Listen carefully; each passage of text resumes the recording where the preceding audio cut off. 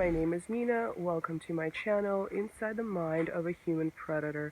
I'd like to continue with my series of looking at human predation in literature and folktales. And in this video, I'm going to look at the famous folktale of Bluebeard. And what better place to film than in the woods, where not a lot of people are around.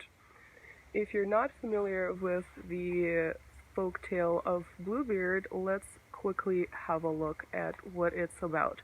This particular story was published in the late 1600s in France by Charles Perrault. Now, when he collected several folktales from oral mass history, he essentially elevated their status to that of classic literature, which is why it's so significant.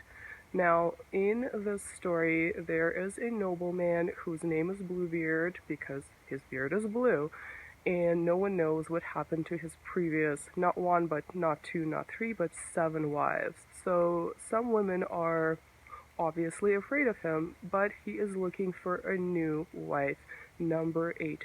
Eventually, he ends up marrying a young girl, and she is living in his castle. On one occasion, he has to go out of town, so he gives her all the keys to all the rooms of the castle and asks her not to open one particular small room. And he goes out of town. Naturally, she opens that room and she discovers an awful, horrific scene with multiple bodies of his previous wives. In one version of the story, they're all suspended on hooks, there's blood everywhere.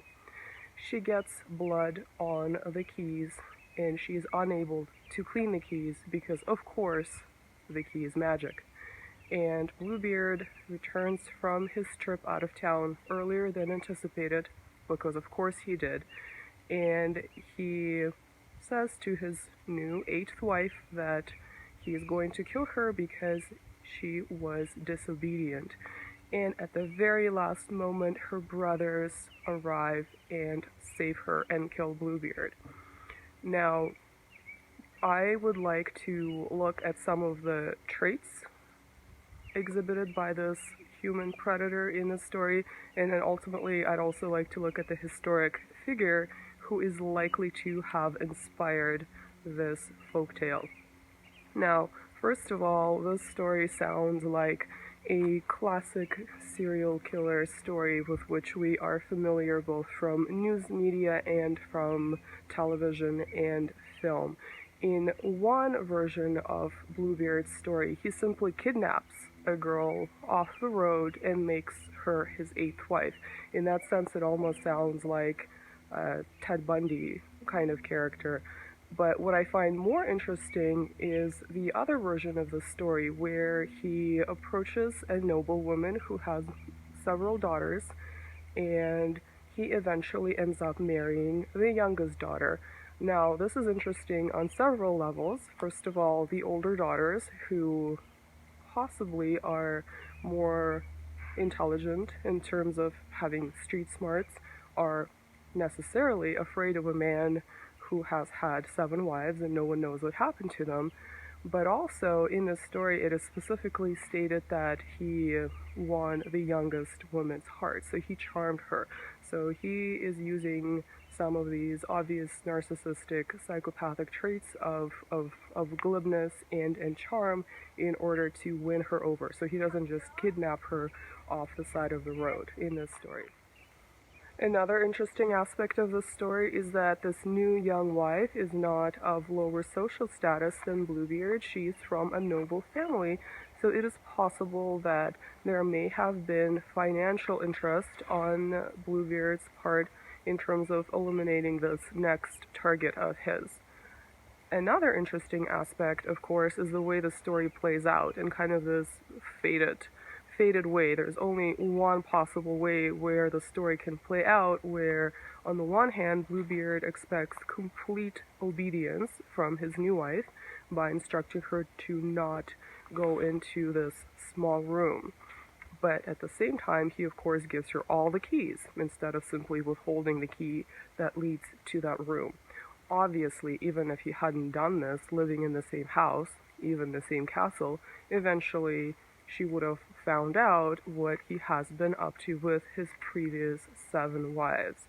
So there's this interesting dichotomy between his desire to exert absolute control and not wanting to her go into this location. At the same time, he clearly is triggering her to do so. He possibly has had the same experience with his previous wives, discovering their predecessors' bodies in this torture chamber, essentially. But we can compare the highly exaggerated story of Bluebeard to a more banal, but nonetheless sad real-life situation where individuals that are high on narcissistic traits are known for their infidelity and also triangulating their husband or wife or boyfriend or girlfriend against their affair partners. And what they often do is leave their devices in full access where inappropriate messages would be popping up repeatedly all day long. And if you're residing in the same house with this maladaptive personality, you cannot help but eventually realize what's going on. So on the one hand, this individual is clearly manipulating you and wanting you to discover what he or she is up to. At the same time, when you do and you obviously confront him or her, it's your fault. You're being gaslit into this being your fault because you disobeyed, let's say, privacy by looking at someone's device who is right there in front of you and messages are popping up.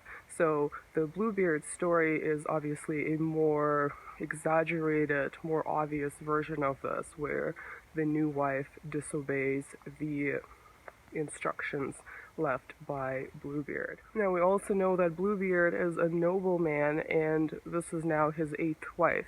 So he's been getting away with being a serial killer essentially for a very long time, and his elevated social status is something that has helped him achieve that. So today we can think about celebrities and politicians who have engaged in completely inappropriate and or criminal behavior, and eventually it catches up, albeit only with some of them.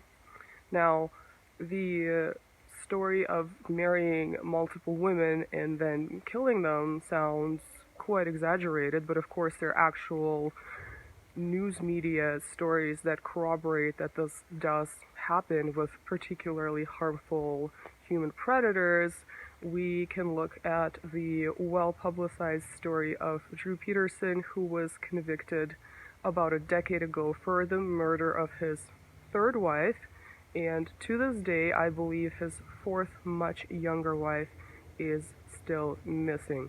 And the fact that this story is more murky than the more obvious overt story, folktale of Bluebeard doesn't make it any less horrific, and we can also extrapolate as to what possibly happened to the folk or fairy tale wives, the previous wives of Bluebeard, in terms of their discovering what happened to the previous wives and then him being forced, quote unquote, into eliminating witnesses.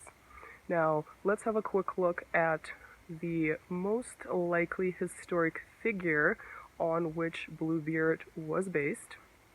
And usually we read about Gilles de Rais, who was a French nobleman, military leader in the 15th century. He was also an ally of Joan of Arc, so he had quite the social status. In fact, at one point he was the Marshal of France, and he was one of the participants of the Hundred Years' War. So he's a very well-known historic figure. Now, he was eventually tried, confessed, take that with a grain of salt, and executed by hanging for the rape and murder of hundreds of children. Now, there are multiple ways in which this has been interpreted historically.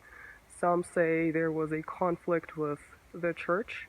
He was of high social status, and I believe the church actually was a creditor to Gilles de Rais, in which case, in the case of his death, the church would have possessed some of his assets. And you can also think about it the other way. Here is a well-known nobleman with significant financial resources. Is he getting away with criminal behavior for too long? Now, in the 90s, I believe there was a new trial which holds no legal value, having been held several centuries after the initial case, but it's an interesting historic experiment where historians, politicians, and jurors got together, looked at historic documents, and decided that he is to be acquitted. There's simply not enough evidence of him being this absolutely insane psychopathic child killer responsible for the deaths of hundreds of children. Now, it's up to you to decide whether he is someone who has gotten away with something awful for far too long, or whether there was corruption and political conflict and he was executed for that reason. But nonetheless, it's pretty fascinating that there is an actual historic personality, not the only one, but the most likely one on whom Bluebeard was based. So Charles Perrault is, as I said, a well-known author, and I'm not sure to what extent children in the 21st century, with all their devices, still read his stories, but of course his stories are still available in other formats. We can think of Sleeping Beauty, which is not only part of literature and high culture like operas, but of course there are multiple animated filmic versions that children still have access to today.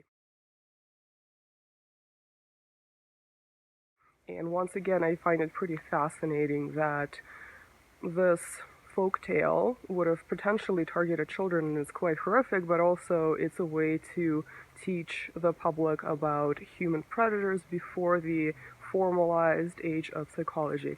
So I hope you found this video interesting. Please like, share, and subscribe, and I will see you soon. Thank you.